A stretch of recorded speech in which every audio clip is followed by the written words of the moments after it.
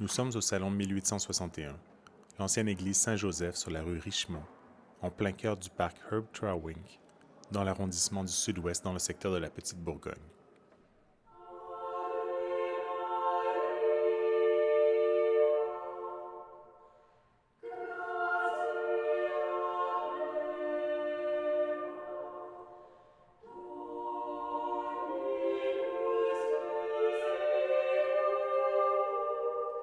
Dès l'ouverture du premier canal de la Chine en 1825, le secteur se développe rapidement alors que des installations commerciales et industrielles s'établissent le long du canal. Du même souffle, ces territoires s'urbanisent alors que les travailleurs du canal s'installent à proximité. En 1861, les Sulpiciens, seigneurs de Montréal et prêtres de la paroisse Notre-Dame, désirent construire une desserte dans l'ouest de la ville pour se rapprocher de ces nouveaux paroissiens, le secteur ayant été l'objet d'une croissance importante de sa population. Ils mandatent Victor Bourgeot, architecte attitré du diocèse de Montréal, ayant réalisé un nombre impressionnant de bâtiments religieux, dont l'église Saint-Pierre-Apôtre en 1851. Tout comme l'église Saint-Joseph, l'Ave Maria de l'Autrichien Anton Bruckner a vu le jour en 1861. Ce motet rappelle le style néo-gothique du bâtiment, en ce qu'il plonge ses inspirations dans des éléments d'écriture propres au Moyen Âge, tels que les longues lignes homorythmiques du plein chant. Toutefois, le style de l'œuvre, avec ses accords tendus et chromatiques, sont typiques du romantisme affirmé de la fin du 19e siècle.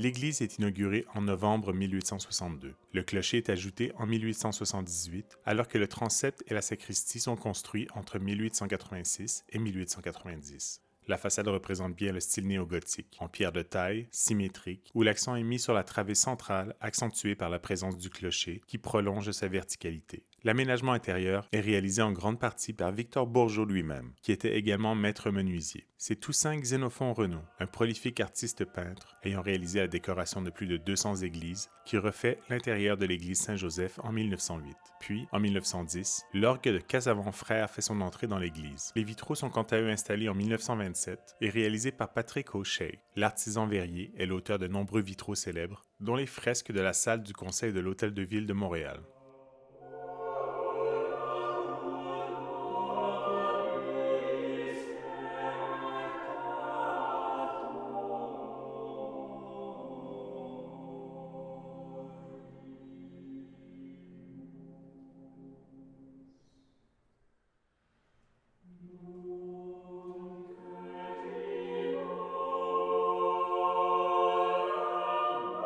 Fermée au culte en 2003, l'église fait l'objet en 2015 d'un impressionnant projet de requalification et restauration en devenant le salon 1861, un espace de réception et de coworking. Encore aujourd'hui, au travers de cet important projet de requalification et restauration, les fonctions premières que sont le rassemblement, l'échange et la rencontre perdurent de l'église Saint-Joseph au salon 1861.